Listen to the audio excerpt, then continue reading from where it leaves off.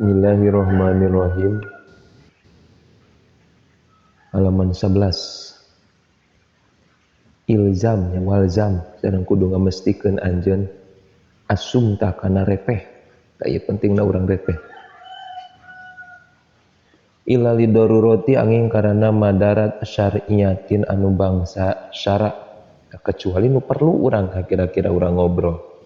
Kala ngadawuh Kanjeng Nabi Muhammad alaihi salatu wasallam, man sing saha jalma saro anu hayang ngabungahkeun huka si iman naon aya selama ka islamana si iman, paliyal jam maka kudu mesti itu si iman teh asumta kana repeh. Lamun jalma hayang salamet dina urusan agamana maka kudu repeh gitu nya. Jadi agama Islam teh ngabungahkeun kata intina kitu dah nya. Ngabungahkeun naon aya selama kasalametan si iman, maksudna mah agamana. Jadi sahaja manu hayang salamet dina urusan agamana sehingga ngabungahkeun eta agama ka si iman, maka bisa digapai eta teh nyaeta ku repeh, bisa dicapai eta teh ku repeh. Wa kana sareng kabuktosan lamun repeh ayeuna sapertikeun emas, ayeuna ngobrol sapertikeun perak meningkat repeh. Intina itulah. Wa kana sareng kabuktosan sahal Ustadu Al-Qusyairi rahimahullahu taala amin. Yaqulu ngadawukeun, inna ma asaro pastina milih saha al-qaumu kaum asukuta kana repeh. Lima karana perkara alimu anu nyaraho si kaum teh annal kalama kana sanyana ngobrol eta minal afati tina pirang-pirang pancabaya. Ieu milih si kaum kana repeh teh karana nyaho si kaum kana sanyana mun ngobrol teh eta salah sahijina anu bakal nimbulkeun cobaan, nimbulkeun balai. Jadi suma 5 tuluy karena perkara pihi anu eta tetep di itu min hadin nafsi tina bagiana ka naon ka tina bagianana nafsu, kepentingan nafsunya. Sabab mungkin dina nalika urang loba ngobrol nafsu teh leuwih bunga, sabab leuwih ngadeuketan tah kana nu dipikahayangna. Wa idhari sifatil madhi tuluy engke karena tembongna sifat pamuji. Engke teh jalma loba ngobrol teh nya dina bener bakal timbul pujian kan nafsu hayang kitu kahayangna teh. Beuh geuning si eta alus nyaritana resep pikalucueun, si eta resep kaharti pisan kitu tah. Ari nu sakira-kira kudu mah urang ngobrol bae. Anu teu sakira-kira kudu mah ulah bete sabab engke ngajalurna kana kahayang nafsu. Wal maili sareng condong ilaman ka jalma yumayiju anu ngabedakeun siman an askalihi ti babaturan siman biusni nutki ku alusna ucapan. Bagueri hada sareng salianti ieu min apatil kalami tina pancabayana omongan. Kita jalma nyaho. Lamun urang loba ngobrol, engke urang bakal dijauh ke jangan ku babaturan geuning si teh kieu ngobrolna. Sabab kadituna tina soal obrolan urang bakal timbul tah saeutik-eutikna bohong, tuluy lah gibah, naudzubillah nabi kafitna. Aya bae kituna teh, tak ade ta ieu euy. Bakal aya kituna teh. Mantak alus kene repeh.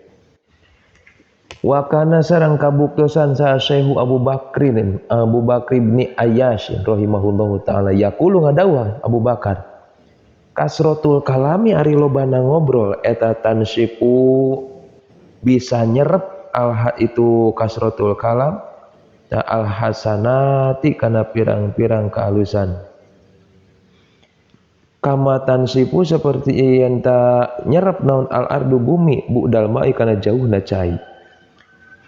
Jadi kieu lamun ningali urang tamu ayeuna hujan nya euy ek barulah tanuh dibere cai eueuh we saketika euy da barulah nyerep teh tah disaruakeun lamun urang loba ngobrol kaalusan urang bakal nyerep eueuh kusabab naon ku obrolan urang kadang-kadang sok aya ngadatangkeun tadi teh kabohongan.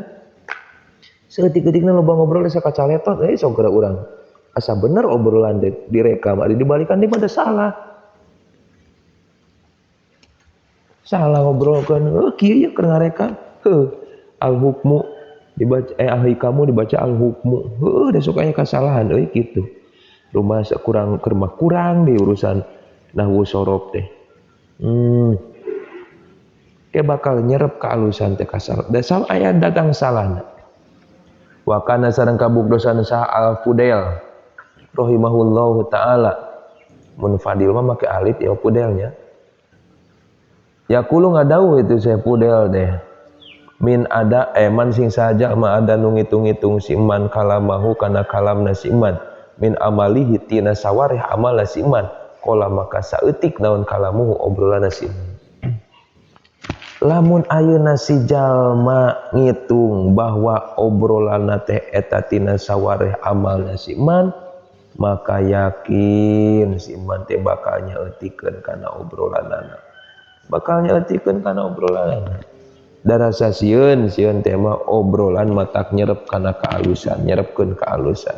Sebab sieun ngadatangkeun kana kasalahan. Wa mawarisu sareng teu pati-pati ngawaris ulama al hikmata kana ilmu hikmah illa bisumti angin kalawan repeh wa tafakuri sareng tafakur. Nyokotna ayeuna urusan hikmah tina sagala rupa nu disebut dolatul mukmin. Hikmah teh euy nyaeta ku ayana repeh jeung tafakur.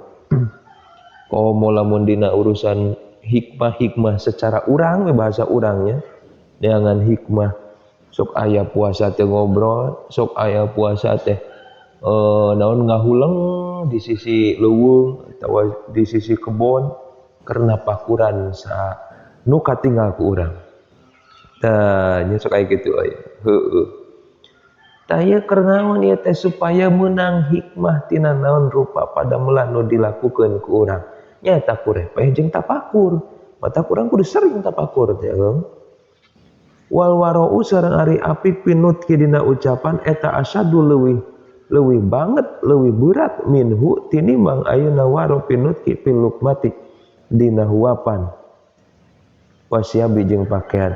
Leung kene dina kadaharan, leung kene dina pakaian urusan apik teh tinimbang ayeuna dina ucapan. Da terkadang mah bibir sok hese dilakbana teh euy. Sok hese repehna lamun teh mah jadi kebiasaan. Kebiasaan ka dieu ngagibah, kebiasaan ka dieu ngagibah. Dina eureuna teh hese eta teh euy. Kebiasaan ngalucu hese eta teh. Matak leuwih hese tinimbang ayeuna ngajaga kadaharan jeung pakaian. Aduh, komo dibere udud jeung kopi kurpus aduh. Wa qad ajma'u sareng nyata geus sepakat ulama teh ala annal anwaro kana sanyana pirang-pirang cahaya arrubaniyata anu bangsa ilahi eta takhruju bisa keluar itu anwar teh min qalbil murid ya Allah ya Rabbana tina hatena si murid idza takallama di mana nyarita si murid bilaguin kalawan omongan anu sia-sia. Jadi lamun aya nu baca mah keceprak-kecepraknya nu teu pararugu maka cahaya Allah bakal keluar tina hatena. Jadi jalma anu loba ngobrol mah heueuh eueuh cahaya raraina eueuh cahayaan sabab hatena eueuh cahayaan hatena teh keluar ya kakugu kana beungeutna ge. Mantap kitu patayakon majnunah jaman nu loba ngobrol mah geus yakinkeun gelona ngobrol teu puguh bae. Wayasiru jeung jadi naon kalbu watena itu si jalan si murid eta mudliman anu poek hatena teh ya Allah ya Rabbana naudzubillahi min dzalik. Jadi ulah loba ngobrol urang lah repeh. Wa nau sareng sanyana kalakuan jeung tingkah matain hadama nyata runtuh naon rukun min arkani thoriqi tina pirang-pirang rukunna wusul ka Allah jalan wusul ka Allah taba anut hukana itu rukun naon albaki sasesana. Lamun ayeuna sumtu nu jadi rukun tina wusul ka Allah hegruntuh maka sasesana nu nepina wusul ka Allah bakal eueuh deui. Matak wa dzakaru nutur dia ulama anna muadzamal arkani kana sanyana gegeden-gegedena pirang-pirang rukun eta arbaatun opat. Al-ju'u nu kahiji lapar, wasahru nu kadua nyaring ti peuting, wal uzlatu nu katiluna ujlah, wasumtu sareng repeh. Mari perkara zada nu tambah itu umma al hadihi kana ieu bahwa maka itu umma eta minat tawabi tina pirang-pirang eta mah pasukannya penganut.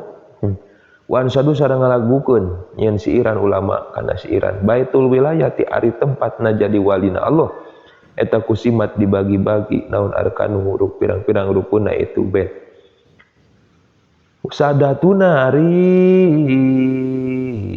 pirang-pirang panutan urang sadayana Gusti urang bihi dina ieu baitul wilayah eta minal abdali tetep di pirang-pirang walina abdal mategesna perkara baina somti dan tetep itu mani antarana repeh wati jalin sareng ujlah daiman barina langgeng wal ju'u sareng lapar wa sahru sareng udang ti peuting an-nazihu anu bersih al-goli atuh anu mahal heueuh nya angger sumtu nu paheulana palam dalika ya ahi wala tatruk